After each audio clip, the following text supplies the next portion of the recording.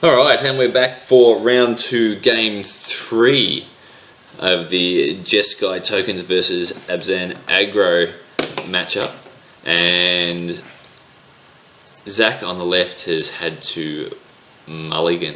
Going to 6. So we've, I tend to edit out all the mulligans, just so we don't have to talk through people shuffling. And as that doesn't make for very good TV, really. Actually, looks like quite a good 6. It looks like 3 lands, Seeker, Strike, and a Chandra he's drawn. He drew the Chandra. That's pretty spicy, but a bit early for it, really. Another good, another land. Land is good, especially on the mulligan. Yeah, 2 Lightning Strike. No, it's got to be the Strike. Yeah. Death Dealer says bye, and back to Casey. Now, Death Dealer is just one of those cards that has to be dealt with. Yes, it's a 2/2 bear when it comes out, but it has to be dealt with. Otherwise, it can just hone in for a whole lot of damage. Yeah, it's a very real problem for a lot of decks. They can't deal with it on turn 2, and a very good late game draw in the ways of being able to pump and just be virtually unkillable if you play it correctly. Yep. And we're coming out with the Battlefield Forge. Thank you very much. And we've got a Hordling Outburst there. Yeah, it's some quite good draws. From Mountain, Chandra, Outburst. It's what he wants in this game, I think. I think Chandra's interesting. And Casey doesn't have the mana at the moment for a Bile Blight, so at least at this point in time you can safely do it.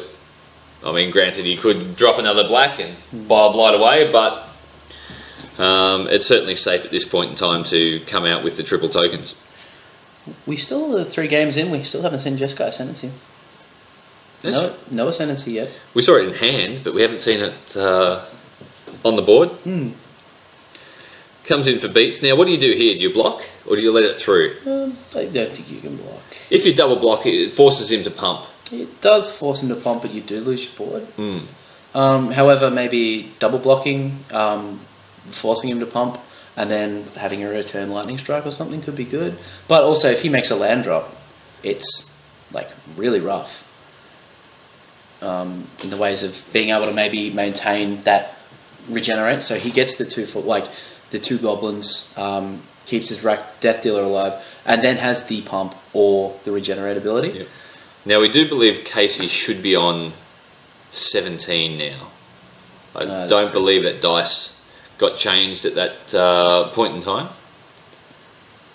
So the black dice should be on 17. So I'll get out my little notepad here and just try and... There's a Chivalry from the opening hand. It looks like he drew a Monastery. So we certainly have the mana for the Ascendancy. We have for a few things. Well, we can seek a Stoke. We can. So the Fleece Main Lion, leaving the mana open, representing a stroke. A stroke. I like this. I actually really like that play. I like the fake out. Obviously, we can tell that he doesn't have it, but it's nice. Well, the other thing is Casey missed a land drop last turn, so we know he doesn't have 4 land to get up to the Disdainful Stroke counterspell. Yeah, I suppose Casey's kind of forced into it. I mean, if he hits his forced land drop there, I can't not see you running your Siege Runner into the Disdainful Stroke. So maybe there's an argument for not tapping down with the Seeker of the Way there, and maybe just playing that, tapping down with a couple of goblins and getting in for 1. So tapping 2 goblins and the other 2 mana sources, and then attacking for 1. Yep. We come in with the Death Dealer again. Now, in Casey's hand, I believe I've seen an Elspeth, a Charm. I can't take it. Can't figure out the last Charm. 2 cards. It's a bit of spice. He's a little bit away from the Elspeth, obviously. And what's the Asban Charm do for us? It's pretty good in this matchup in the ways of Seeker of the Way. It certainly blunts the prowess triggers and things like that. Rabble Masters. It can clear out them pretty well. Also making your blockers out of burn range, and also being able to buy cards. It's probably not where you want to be. Generally, if you're casting Abzan Charm for 2 cards, 2 life, it's not where you want to be with that card. Sometimes it is, but it's very powerful. I mean, it's obviously 3 to 4 of in every Abzan list, from ranging from the aggressive list to the coarser carried list, and it's been around since it was played. Since it was printed, so quite a strong card. And dice have caught up now, which is really nice and helpful for us. Down to 14 from the Battlefield Forge, casting the Chandra. Chandra to not make it block. Deal 1 to face. So Attack. 1 of the creature, 1 of the face, and the Death Dealer can't block. It's tapped anyway. I think the Abzan charm comes out now. Just fast tracking again, and Yep. It seems pretty good. Getting that land. And is that taking out the Seeker of the Way? This is exiling that Seeker, and actually, if he gets the right land, which he kind of doesn't, I suppose, he could have. Did he have to get that? He's actually. Yeah, I suppose he had to get that. That's unfortunate. If he hadn't been able to get a black source, he can then attack the Death Dealer straight into Chandra, pump it twice, get it out of the board. Yep. On his next turn. And so the Seeker became a 3/3 because of the casting of the Chandra, which allowed the Abzan charm to come into play. And that Seeker in the graveyard should actually be exiled. Yeah, she should be gone. Not just in the graveyard. Tardiness. Should be in the graveyard's graveyard. Golly gosh. Whatever shall we do? There's a Siege Rhino off the top. The bro. So we've got 14 versus 15. The Jeskai deck 1 card left. looks to be, the board state is quite nice, but only 1 card left in hand, which we believe is a land. I think it's the Monastery that he drew a couple of turns ago. Comes the Death Dealer in for 2.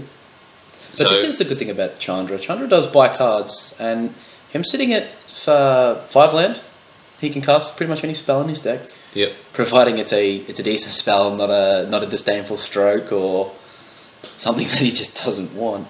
Now we'll find out. He's gone from 14 to 9, so the Death Dealer was attacked him, not Chandra. Went to the face. Yep. And the Siege Rhino obviously drained 3, gained 3. That blue card looked like a stroke. Not what he wants to see at this point in time, though, is it? No. It's nice to try and stem the bleeding for the next turn, but I mean, if he put out a Jeskai Ascendancy at this point in time, he'd have 3 mana back to represent certainly something else. I think he needs Glare. He's really looking for the sideboard help here. Needs a Glare of Heresy or Rabble Master's nice. It does fit well with the Disdainful Stroke backup plan, and allows him to develop his board a little bit, but it also makes his goblins attack unless he does it after combat. Well, I was going to say, with Chandra, you can say, alright, combat, no attackers, and then cast the Rabble Master. That's exactly right. I mean, I'm not sure. That's not what's happened, obviously. He's gone into his attack step. These goblins have to come in. I'm not sure how much. I suppose he does get in for 3, but he has like a Rabble Master defense next turn, and this is I don't know. This is where I want to be. I think I cast that post combat and just hold my blockers. It makes it a little less favourable to attack into. I mean, don't get me wrong. It's still not a favourable position to be in by any stretch, but and we're unsure of the other card in his hand as well. Yeah. However, I think Casey's holding another Siege Rhino. Did he draw that off the top? It's rough. It's getting rough. So it comes in with the boys straight to the face. And that will be a total of 6 damage without pumps. He's on 9. Take 6, go to 3, land a Rhino. Check the hand. And it is a disdainful. He does have the disdainful stroke, so he's fearless of that. Safe from the second Rhino. He still does go to 2 if he decides this. So in your opinion, do you block here or? I don't think you can really. It's not that. It's like if you block the Death Dealer, you at least force him to pump, which means he can't play the Rhino. Yeah, that's true. I'm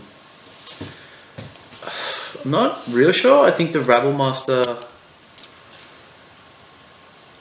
Here we go. There's a Siege Rhino. So no blocks. No blocks down to 3. Stroke. There comes the Rhino. The Rabble Master, it's not really good here, I suppose, because it's making his dudes swing in and providing him with no defense. It's going to do a bunch of damage next turn, though. he needs a, what's he on? 15. So Goblin 4. That's 10. So we're on 10. I think he just drew the Ascendancy as well. He's just drawn the Ascendancy now. So, which isn't going to help him because his other cards are lands. If he goes, okay, so yeah, that doesn't do anything. Maybe, okay, so here's the line: Ascendancy, or Neg Chandra. See what you get. Yep. Hope it's Stoke. Go Ascendancy, Stoke, face, untap, go for it. Like right click to the face and hope that it's big enough. And I think it would be like if he generates 1, 2, 3, 4, 5, 6, 7. So he generates 1 token. He generates 5 power off the Jeskai Ascendancy, because obviously he makes a token before attacks, Stoke, untap, so he gets the trigger on the newly made Goblin, and then that would be lethal in Fairy Tale Dreamland, where everything goes right. So we'll see what goes on. I mean, well, he could. This is the line. 0. He really wanted a non-creature. Yeah, he needed Strike or Stoke. I think does it. Because he could then play the Ascendancy, play the Strike, pump all these guys. He's down to 2. Seeker's just not the guy. He is not the hero Gotham needed or deserved. He's letting the team down. That Rabble Master's staring at him. That's such a shame that it wasn't a strike. He was probably willing a strike. The line was real. Like, the play was real. It was all there. He looked up, he said, alright, this is my tournament. Come on, baby. Yep. Roll the dice. Mr. 7. And he's got to go to... No, he bled the table. No. Makes a Goblin. Has to attack with 4 Goblins. Leaves the Rabble Master and the Seeker back. Yeah. Has to leave them at home and just hope. Yep. If that's Ascendancy and Monastery... the Monastery land in his hand, then he has to go for 4, hold the blockers. Well, he's got no choice because of the Rebel Master. Well, actually, no, he's just dead. He's actually just dead here. There's nothing he can do. He just has to fake out and hope the Casey doesn't attack, which of course he's going to attack. Because even if he leaves the Rabble Master at home, he has to take 2. So his runner has Trample, and he has to go in front of the Death Dealer. So 2 damage over the top. That's, you know... We've got him to 5. Stoke would only give him the 1. No. If he had the Ascendancy. Oh right. If the Ascendancy's in the hand. Yep. Yeah. So there's Ascendancy. It would have won him the match. Even the Lightning Strike would have won him the match. Yes. Yeah. Any point of burn there. Any non-creature spell. Actually, I think any non-creature spell that wasn't burn would have got him to 1. Yeah. So an instant gets him dead. But obviously the damage gets him dead. But yeah. It's very close. Not a bad push there, especially for 6. And I think we've got the Solemn Visitor in hand, so that's going to get a bunch of life. There's the handshake.